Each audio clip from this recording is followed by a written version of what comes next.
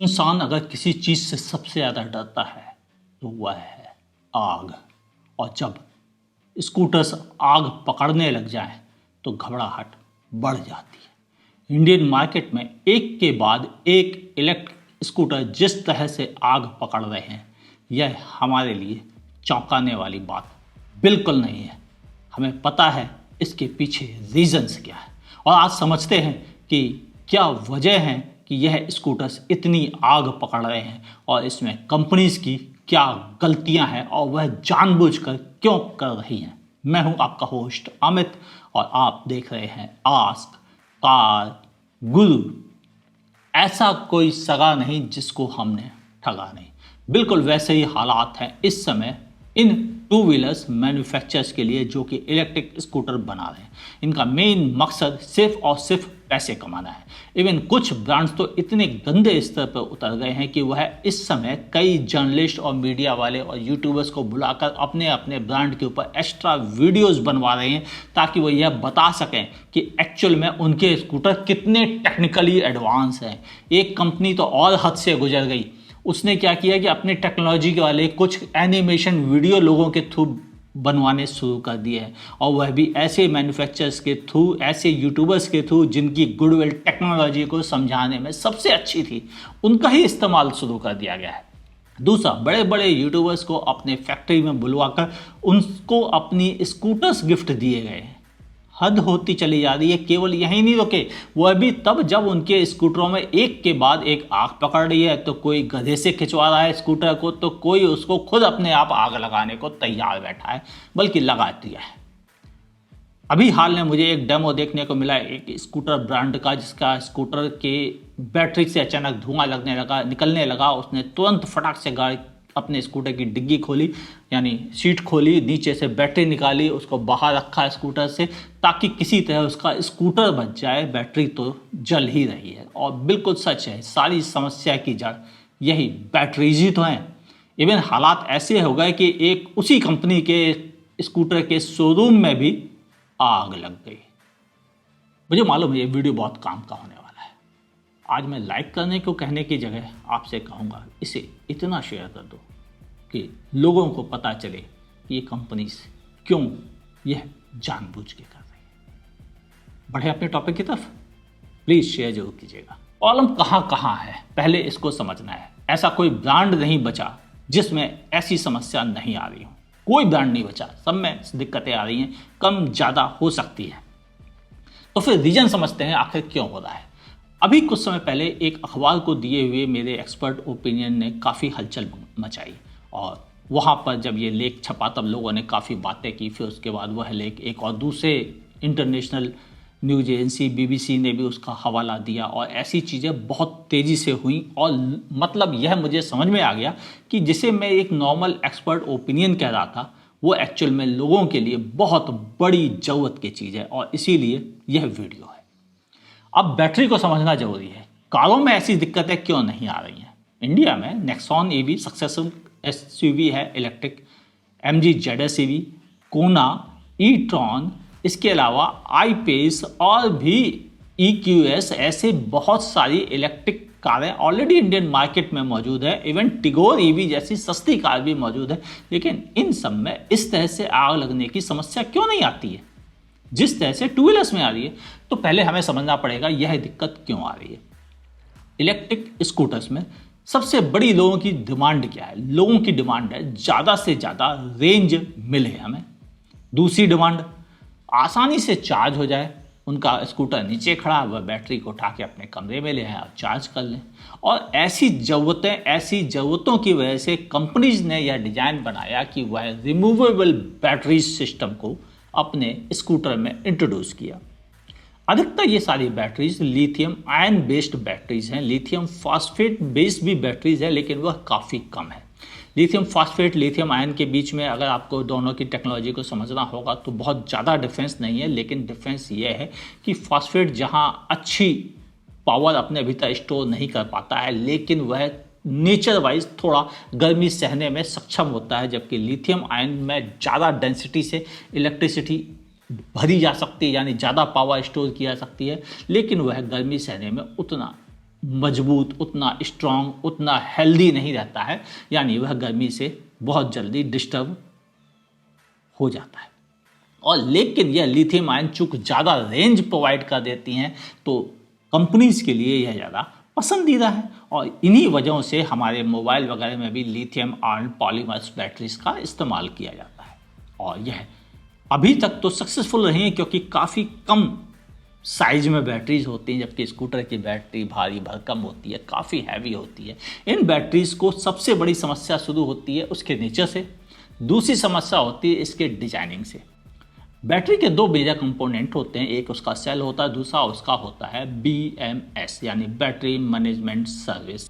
अगर ध्यान से समझा जाए तो BMS का जो मेन मोटो है वह ये कि वह हर सेल को प्रॉपर पावर प्रोवाइड करे और उससे उतनी ही पावर ले जितनी वह सेल देने में सक्षम है। और इसमें लगे होते हैं टेम्परेचर सेंसर्स जो कि बैटरी को चार्ज डिस्चार्ज करने के साइकिल्स को भी थोड़ा कैलकुलेट कर सके। लेकिन इसको कैलकुलेट करने के लिए जो डेटा मिलता है BMS के थ्रू, उस पर काम सचमुच में नहीं किया जा रहा है।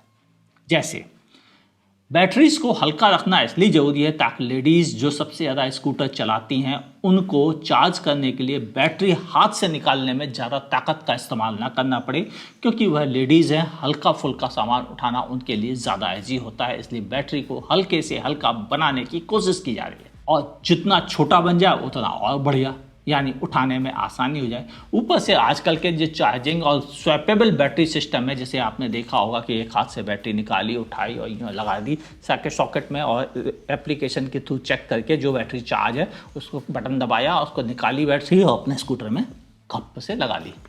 और ये सिस्टम इजी तो है यूज़ करने में और काफ़ी अच्छा भी है, लेकिन प्रॉब्लम यहीं पर शुरू हो जाती है क्योंकि इस सिस्टम में उठा के लगाने की वजह से बैटरी जितनी हल्की होगी कस्टमर को उतनी ज़्यादा इजी होगी, और इसे इजी बनाने के चक्कर में ही सारा गड़बड़ हो रहा है। सबसे बड़ा गड़बड़ क्या है?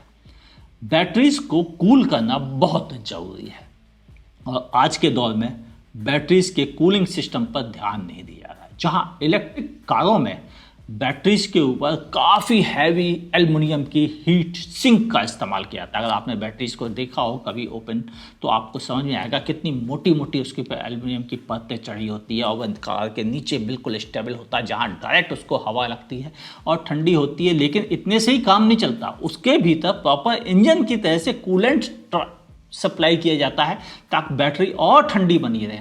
और यही वजह है कि इलेक्ट्रिक कारों में बैटरीज गर्म हो नहीं पाती, क्योंकि उनकी कूलिंग सिस्टम ज़्यादा ज़बरदस्त होता है। एक तो एयर कूलिंग सिस्टम, दूसरा सपोर्ट मिलता है उसे कूलेंट सिस्टम से, और ये दोनों सिस्टम मिलके उसकी बैटरी को ठंडा रखने में हेल्प करते हैं, और यही मामला संभल जाता है। और इस समय पूरा इंडिया हीट वेव से झुलस रहा है। टेम्परेचर कोई भी जगह ऐसी मुझे याद नहीं आ रही जहाँ 40 से कम सुनने में आ रहा हो, कहीं कहीं तो यह 45 के ऊपर जा चुका है। ऐसे हालात में जब आप स्कूटर चलाते हैं तो उसका गर्म होना, धूप में खड़े होने की वजह से गर्म होना बहुत नॉर्मल है, और ऊपर से बैटरी की गर्मी, चलाते समय बैटरी डिस्चार्ज जब होती तो सबसे ज़्यादा हीट छोड़ती हैं, और उस समय यह बैटरी का आग पकड़ने की संभावना सबसे अधिक होती है। तीसरी सबसे बड़ी वजह, इन बैटरीज का जो इस्तेमाल हो रहा है इसमें अधिकतर चाइनीज़ मैन्युफैक्चरर्स हैं जो इन सेल्स को बनाते हैं। वो अलग बात है कि सेल्स चाइना से बन के ताइवान पहुंच जाते हैं, वियतनाम पहुंच जाते हैं, जहां उनके ऊपर कवर चढ़ा के BMS लगाकर उसे बैटरी बनाकर लिख दिया जाता है made in Taiwan, made in Vietnam. लेकिन सच्चाई तो यह है कि उसके सेल अभी भी मेड इन चाइना है। और चाइना में दोनों तरह की टेक्नोलॉजी अवेलेबल है। एक वो जिसे बहुत सुपीरियर कहा जाता है, लेकिन वह बहुत बहुत बहुत एक्सपेंसिव होती है, और दूसरी वो जिसे इन्फीरियर कहा जाता है, वह बहुत सस्ती होती है, ताकि कंज्यूमर को चेपी जा सके। शायद अच्छा वर्ड नहीं लगता सुनने में, है ना, लेकिन सच्चाई तो यही है, यानी कंज्यूमर को धोखा दिया जा सके और कंपनीज ज़्यादा पैसे कमा सके।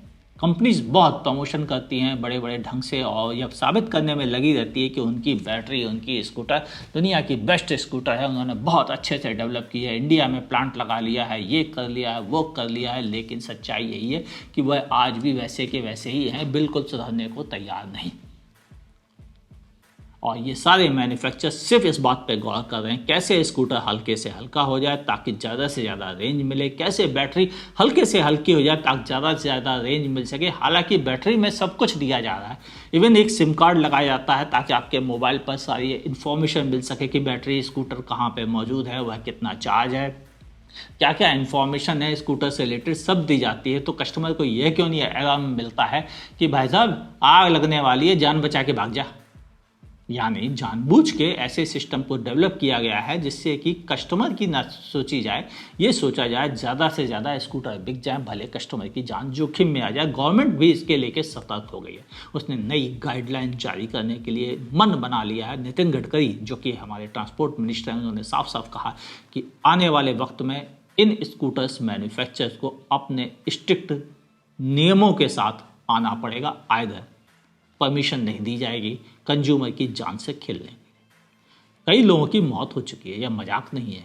2 कंडीशन में मौत हमने देखी है, एक गाड़ी चलाते समय उसको बचाने की कोशिश में कि जल ना जाए, दूसरा घर पर चार्जिंग करते समय बैटरी को, वहाँ पर भी ब्लास्ट हुए हैं, आग लगी है और जान तक गई है। और इसके पीछे जिम्मेदार सिर्फ और सिर्फ मैन्युफैक्चरर है। वह यह ना सोचे कि गलती कंज्यूमर की है, उसको बेहतर प्रोडक्ट देना चाहिए ताकि कंज्यूमर अगर गलती करे तो भी उसके प्रोडक्ट से दिक्कत ना होने पाए। और यहाँ पर सभी मैन्युफैक्चरर निहायत शर्मनाक तरीके से बिहेव कर रहे हैं।